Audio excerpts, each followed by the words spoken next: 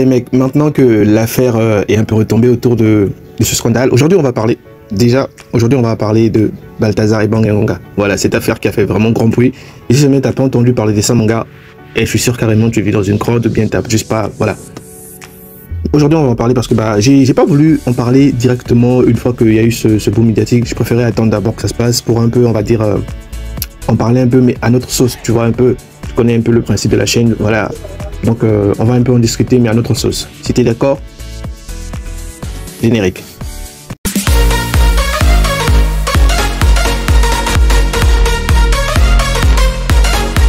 Salut, moi c'est Tradici, bienvenue sur ma chaîne principale. Ici on parle de quoi? On parle de comment faire pour aider de la crypto-monnaie. Et comme tu peux le voir, je sors des vidéos quotidiennement. Alors si jamais le monde de la crypto t'intéresse, n'hésite surtout pas. Clique sur le bouton s'abonner et veille bien à cocher sur toutes. Comme ça t'es sûr, tu vas faire quoi? Tu vas manquer aucune des prochaines vidéos. L'affaire Balthazar et Bang Engonga, impliquant la diffusion de plus de 400 vidéos à caractère, voilà, peut avoir des conséquences économiques importantes, notamment en raison de l'ampleur de l'exposition médiatique et de ses implications sociales et légales. Voici une analyse, les gars, détaillée de l'impact économique potentiel de cette affaire. Tout d'abord, nous avons les répercussions sur l'économie locale. Atteinte à la réputation nationale et internationale. On est d'accord que si Balthazar et Bang Engonga est une personnalité publique importante, cette affaire a terni l'image du pays sur la scène internationale, impactant les secteurs comme le tourisme ou les investissements étrangers. Les conséquences sur le secteur professionnel associé. Les institutions et les entreprises sont directement ou indirectement liées à cette affaire. Elles pourraient subir, si ce n'est pas le cas, elles ont déjà subi des pertes de confiance, entraînant une réduction des activités ou des désinvestissements, tout simplement. En point 2, voilà, le coût juridique et administratif. Franchement, la mobilisation des ressources judiciaires, que ce soit les enquêtes et les procès nécessitant des ressources financières importantes, notamment pour rassembler des preuves, organiser des audiences et gérer les répercussions, ces coûts sont supportés par l'État ou les parties concernées. Ça, c'est quelque chose que vous ne saviez pas, les gars.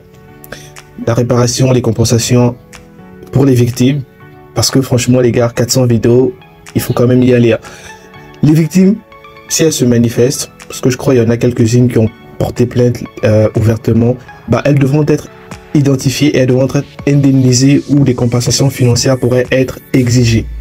Et on parle de grosses sommes d'argent, alourdissant encore davantage le poids économique de l'affaire.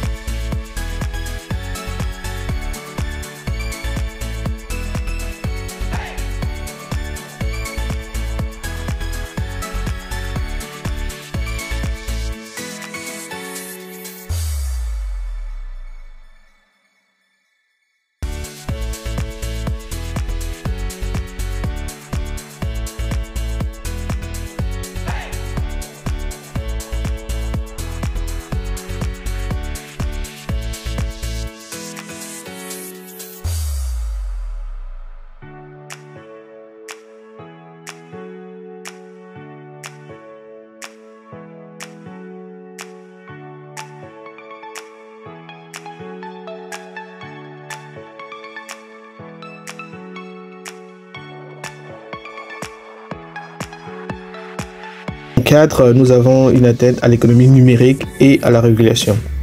Alors, l'hébergement des contenus illicites, les plateformes en ligne utilisées pour diffuser ces vidéos peuvent également être tenues responsables. Et là, notamment, nous allons pointer du doigt.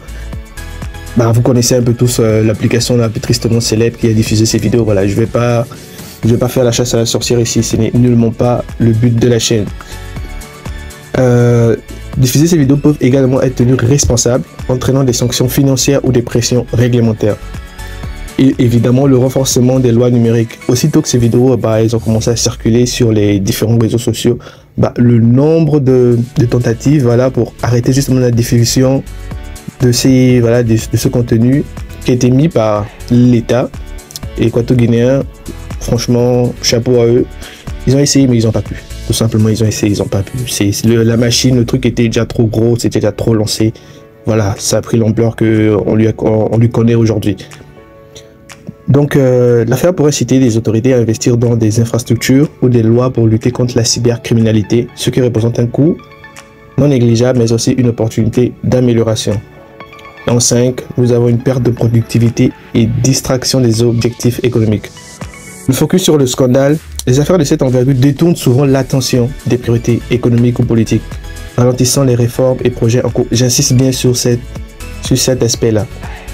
Ce scandale a créé un large écran de fumée qui justement aveugle de tout, occulte de tout ce qui se passe autour de la Guinée équatoriale en ce moment en termes économiques. Effet sur les entreprises, si les entreprises ou les institutions publiques sont liées à la personne impliquée, notamment Balthazar et Engonga, elles peuvent subir une perte de productivité due à la méfiance ou à des boycotts. Et social. Alors, la mobilisation sociétale, une telle affaire peut susciter des mouvements sociaux exigeant des changements législatifs ou politiques, entraînant des coûts liés à cette transition. Effet sur les médias locaux, nous avons la couverture médiatique peut détourner tout simplement les ressources vers ce sujet, mais également générer des revenus importants pour les médias via la publicité et l'augmentation de l'audience. Le nombre, je vous dis pas le nombre de recherches sur ce thème, Balthazar et ses 400 vidéos ont explosé, que ce soit partout en Afrique, c'était vraiment franchement pour tous les médias qui ont fait la propagande de ce scandale, ils se sont fait beaucoup d'argent. Et en 7, nous avons un potentiel pour des réformes positives. Oui, il faut toujours essayer de tirer du positif dans tout ça. Le renforcement de la cybersécurité et des lois contre les abus sexuels. L'affaire pourrait accélérer des réformes pour protéger la vie privée et lutter contre la diffusion de contenus illicites. Ces investissements initiaux pourraient bénéficier à long terme à l'économie. L'impact économique de cette affaire dépendra fortement de la manière dont les autorités et les parties impliquées gèrent les suites judiciaires, médiatiques et sociales. Peux-tu préciser? Alors, c'était une analyse, on va dire, un peu à notre sauce, à la sauce de la chaîne. Franchement, si tu as apprécié, n'oublie surtout pas, laisse un commentaire, voilà, pour en débattre un peu. Maintenant que l'histoire, elle est vraiment retombée, elle n'est plus à chaud, voilà. Je pense qu'en tête pensante, on pourrait un peu en discuter dessus.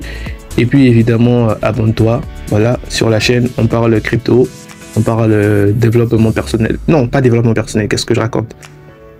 On parle comment faire pour gagner de l'argent sur Internet, tout simplement, les gars. Alors, salut, prends soin de toi et à la prochaine vidéo.